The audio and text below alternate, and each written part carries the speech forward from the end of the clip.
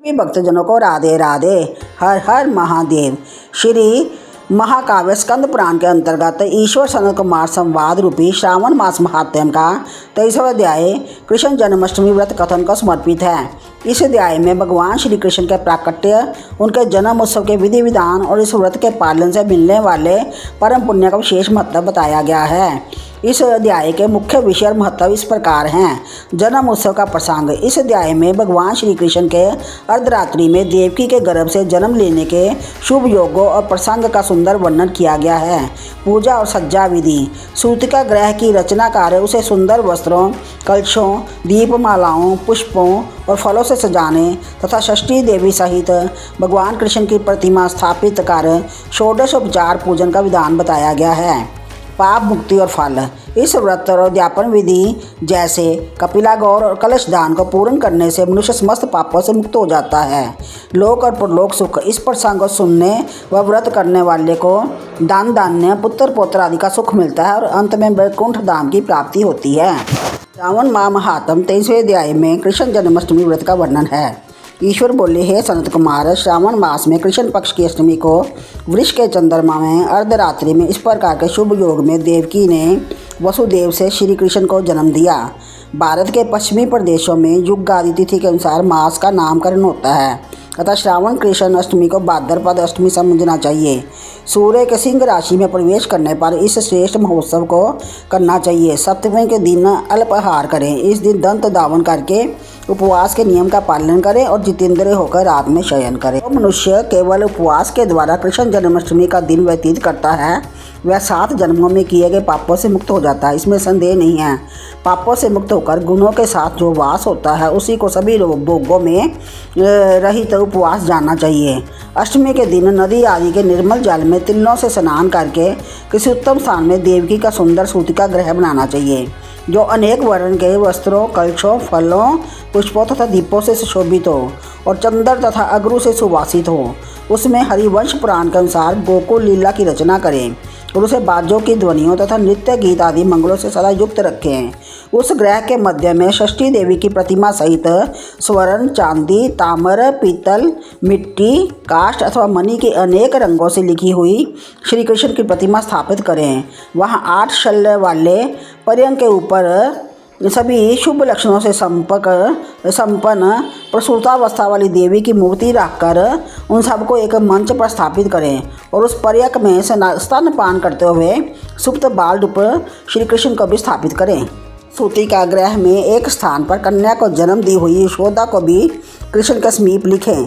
साथ ही साथ हाथ जोड़े हुए देवताओं, यक्षों, विद्याधरों तथा अन्य देव योनियों को भी लिखें और वहीं पर खड़े तथा डाल धारण करके खड़े हुए वासुदेव को भी लिखें। इस प्रकार कश्यप के रूप में अवतीर्ण वासुदेव जी, अदिति स्वरूपा देवकी, शेषनाग के अवतार बलराम, अदिति के ही अंश से प्रादुर्भूत यशोदा, दक्ष प्रजापति के अवतार नंद, ब्रह्मा के अवतार गर्गाचार्य, सभी अप्सराओं के रूप में प्रकट गोपिका वृंद, देवताओं के रूप में जन्म लेने वाले गोपगण, काल नेमी स्वरूप कंस, उस कंस के द्वारा व्रज में भेजे गए वृषासुर, वत्सासुर, कुवलयापीड़, केशी आदि असुर, हाथों में शस्त्र लिए हुए दानव तथा यमुना डैम में स्थित कालिया नाग, इन सबको वहाँ चित्रित करना चाहिए। इस प्रकार पहले इन्हें बनाकर श्री कृष्ण ने जो कुछ भी लीलाएं की है उन्हें भी अंकित करके भक्ति प्रायण होकर प्रयत्नपूर्वक 16 उपचारों से देव की इस मंत्र के द्वारा उनकी पूजा करनी चाहिए। वेणु तथा वीणा की ध्वनि के द्वारा गान करते हुए प्रधान किन्नरों से निरंतर जिनकी स्तुति की जाती है, हाथों में भृंगारी, दर्पण, दूर्वा, दधि कलश लिए हुए किन्नर जिनकी सेवा कर रहे हैं, जो शैया के ऊपर सुंदर आसन पर बलि भांति विराज हैं, जो अत्यंत प्रसन्न मुखमंडल वाली हैं और तथा पुत्र से शोभायमान हैं, वे देवताओं की माता तथा विजय सुता देव की अपने पति वासुदेव सहित सुशोभित हो रही हैं। के बाद विधि जानने वाले मनुष्य को चाहिए कि आदि में प्रणव तथा अंत में नमः से युक्त करके अलग अलग सभी के नामों का उच्चारण करके सभी पापों से मुक्ति के लिए देवकी, वसुदेव, वासुदेव, बलदेव, नंद तथा यशोदा की पृथक पृथक पूजा करनी चाहिए।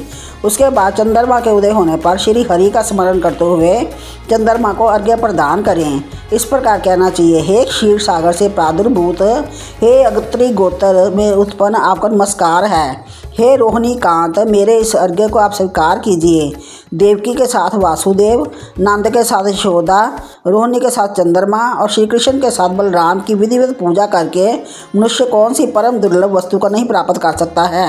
कृष्ण अष्टमी का व्रत 1 करोड़ एकादशी व्रत के समान होता है। प्रकार से उस रात पूजन करके प्रातः नवमी तिथि को भगवती का जन्म महोत्सव वैसे ही मानना चाहिए जैसे श्री कृष्ण का हुआ था। उसके बाद भगवती पूर्वक ब्राह्मणों को भोजन कराना चाहिए और उन्हें जो जो अभिष्ट हो गो दान आदि प्रदान करना चाहिए। उस समय ये कहना चाहिए, श्री कृष्ण मेरे ऊपर प्रसन्न हो, गो तथा ब्राह्मण का हित करने वाले आप वासुदेव का नमस्कार है, शांति हो, कल्याण हो, ऐसा कहकर उनका विसर्जन कर देना चाहिए। उसके बाद मौन होकर बंधु बांधवों के साथ भोजन करना चाहिए। इस प्रकार जो प्रत्येक वर्ष विधान पूर्व कृष्ण तथा भगवती का जन्म महोत्सव मनाता है तथा यथोक्त फल प्राप्त करता है, उसे पुत्र, संतान, आरोग्य तथा अतुल सौभाग्य प्राप्त होता है। वह इस लोक में धार्मिक बुद्धि वाला होकर मृत्यु के बाद वैकुंठ लोक को जाता है। हे सनत कुमार, अब इसके अध्यापन का वर्णन करूँगा। इसे किसी पुण्य दिन में विधि पूर्वक करें।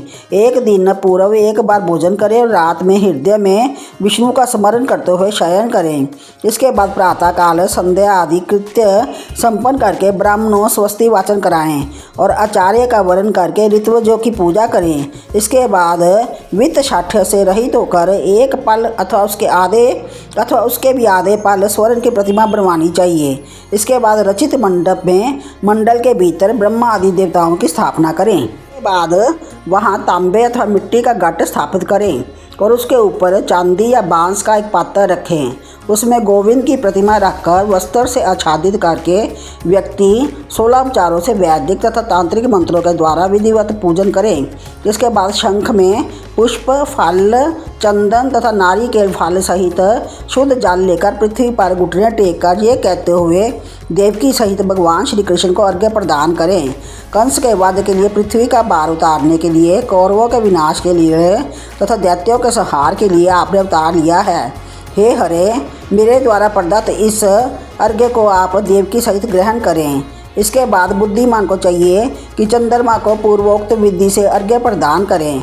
पुनः भगवान से प्रार्थना करें, हे जगन्नाथ, हे देवकी पुत्र, हे प्रभु, हे वासुदेव पुत्र, हे अनंत, आपको नमस्कार है, भव सागर से मेरी रक्षा कीजिए। इस प्रकार देवेश्वर से प्रार्थना करके रात्रि में जागरण करना चाहिए। पुनः प्रातःकाल शुद्ध जल में स्नान करके जनार्दन का पूजन खीर, तिल और घृत से मूल मंत्र के द्वारा भक्तिपूर्वक 108 होती देकर पूरा सुख से हवन करें और पुनः इदम विष्णु वर्री चक्र में इस मंत्र से केवल घृत की आहुतियाँ देनी चाहिए। पुनः पूर्ण आहुति देकर तथा होम शेष संपन्न करने के अदनंतर आभूषण तथा वस्त्र आदि से आचार्य की पूजा करनी चाहिए। बाद व्रत की संपूर्णता के लिए दूध देने वाली, सरल स्वभाव वाली, बछड़े से युक्त, उत्तम लक्षणों से संपन्न, सोने की सींग, चांदी के खुर, कांसे की दोहनी, मोती की पूंछ, ताम्र की पीठ तथा सोने के घंटे से अलंकृत की हुई एक कपिला को गो को वस्त्र से आच्छादित करके दक्षिणा से दान करना चाहिए। इस प्रकार दान करने से व्रत संपूर्णता को प्राप्त होता है। कपिला गौ के बाद में अन्य गौ भी दी जा सकती है। इसके बाद ऋत्विजों को यथा योग्य दक्षिणा प्रदान करें। इसके बाद 8 ब्राह्मणों को भोजन कराएं और उन्हें भी दक्षिणा दें। पुनः सावधान होकर जल से परिपूर्ण कलश ब्राह्मणों को प्रदान करें और उनसे आज्ञा लेकर अपने बंधुओं के साथ भोजन करें। हे ब्रह्मपुत्र, इस प्रकार व्रत का अध्यापन कृत्य करने पर वह बुद्धिमान मनुष्य उसी क्षण पाप रहित हो जाता है और पुत्र पौत्र से युक्त तथा धन धान्य संपन्न होकर बहुत समय तक सुखों का उपभोग कर अंत में वैकुंठ प्राप्त करता है।